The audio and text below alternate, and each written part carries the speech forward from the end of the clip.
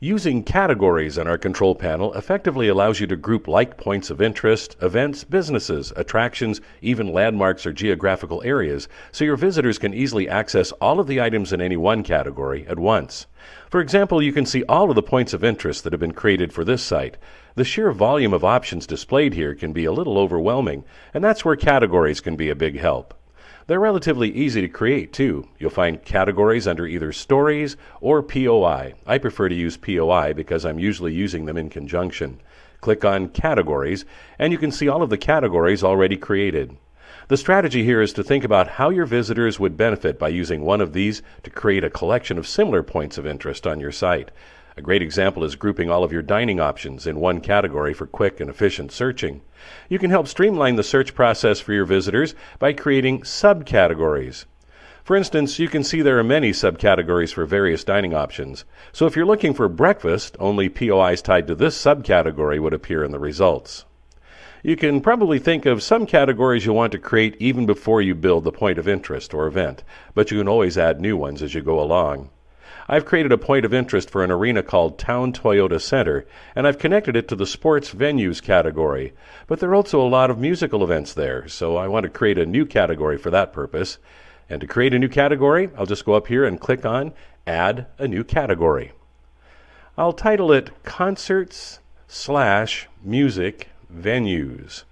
If I create other points of interest regarding musical hotspots, I can tie them to this category as well. You can select a color for the category. This will tie all of the POIs in that category together by color on the map.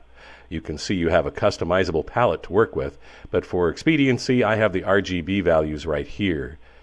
And you'll see it's a festive orange color. You can also select an icon that is indicative of the type of activity. As you can see, you have a huge variety of icons to choose from. Scrolling down a ways, it seems as though musical notes is appropriate. And once you've selected the color and the icon, you'll want to save your work. Now you can see concerts and music venues has been added to the list. In the future, I may want to add subcategories like arenas versus coffee houses or dance clubs. Now I can go to Point of Interest and open the properties for Town Toyota Center by clicking on the Edit button. If this page doesn't look familiar to you, you may want to check out the Point of Interest tutorial. We'll slide over here and select Categories, and you can see Concert/Music Venues is right here, where I can add it to the Sports Venues category. And then all we have to do is go up here and save our changes.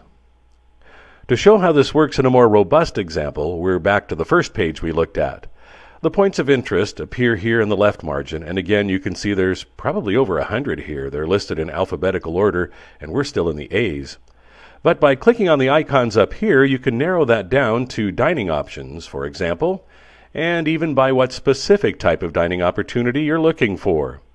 You can also make it easy for your visitors to get quick results by creating individual pages that feature specific activities or businesses.